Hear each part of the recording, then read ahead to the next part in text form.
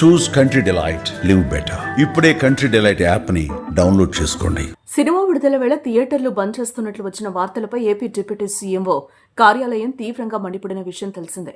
ఓ నలుగురు నిర్మాతలు పవన్ సినిమాను అడ్డుకునే ప్రయత్నం చేస్తున్నారని వార్తలు విస్తృతమయ్యాయి. అయితే ఆ నలుగురు ఎవరు, ఎందుకు పదే పదే పవన్ సినిమాల్ని ఇబ్బంది పెడుతున్నారనే విషయంపై సమగ్ర విచారణ చేయాలని అధికారులను ఏపీ సినిమాటోగ్రఫీ మినిస్టర్ కందుల దుర్గేష్ ఆదేశించారు.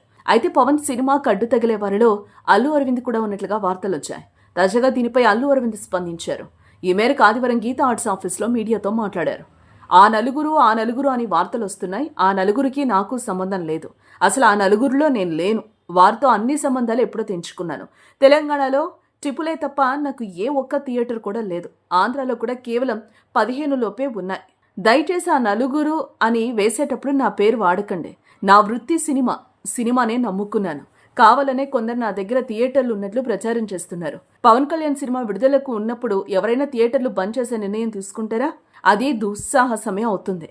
ఆ సాహసం కూడా ఎవరు చేయకూడదు. ఇండస్ట్రీకి ఏ సమస్య వచ్చినా పవన్ తీర్చుతున్నాడు.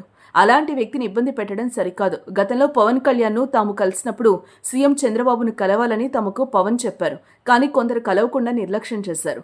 అందువల్ల లేట్ అయింది. ఏ వ్యాపారమైనా సవ్యంగా ఉండాలనే ప్రభుత్వ సహకారం తప్పనిసరి. కష్టం వచ్చినప్పుడు వెళ్లి కలిస్తే ప్రభుత్వాలు తీరుస్తాయి. ప్రభుత్వాలతో సంబంధం లేనప్పుడు గత సీఎంను ఎందుకు కలిశారు? పవన్ కళ్యాణ్ పేషి నుంచి వచ్చిన లేఖ చాలా సమర్థనీయం. సమస్యలు ఎక్కడైనా ఉంటాయి, కలిసి పరిష్కరించుకోవాలి. చిన్న చిన్న విషయాలకే థియేటర్లు మూసేస్తామనడం కరెక్ట్ కాదు అని అల్లు అరవింద్ వివరణ ఇచ్చారు.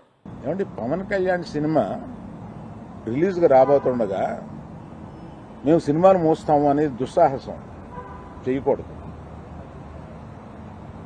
ఆ దుస్సాహసానికి మీరు ముందడుగు వేయకూడదు. అది పెద్దలు కానివ్వండి, చిన్నలు కానివ్వండి చెప్తున్నాను. ఎందుకంటే మన ఇండస్ట్రీ నుంచి ఎవరు ఏది అడిగినా హెల్ప్ చేస్తున్న మనిషి ఆయన. ఆ రోజు మేము అశ్విని దత్ గారి కోసం కొద్దిమంది కలిపి వెళ్ళాం పవన్ కళ్యాణ్ గారిని కలవడానికి. అశ్విని దత్ గారి సినిమా వస్తుంది, దానికి కాస్త రేట్స్ ఇప్పించండి అని చెప్పి అడగడానికి. అప్పుడు ఆయన హింట్ చేశారు, చంద్రబాబు నాయుడు గారిని కలిశారా మీరు, ఛాంబర్ తరపున వచ్చి కలవండి. ఆ తర్వాత ఆ కమ్యూనికేషన్లో ఏం జరిగిందో ఏంటో ఆ తర్వాత ఎవరు దాన్ని పట్టించుకోలేదు.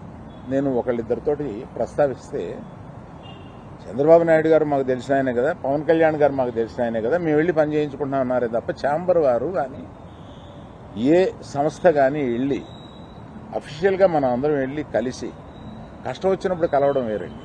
కష్టం వచ్చినప్పుడు ఇప్పుడు మనం అసలు ప్రభుత్వం వచ్చిన తర్వాత వెళ్ళి మనం కలవాలి కదా, కలవలేదు. పవన్ కళ్యాణ్ గారు హింట్ చేసినా కూడా అది జరగలేదు.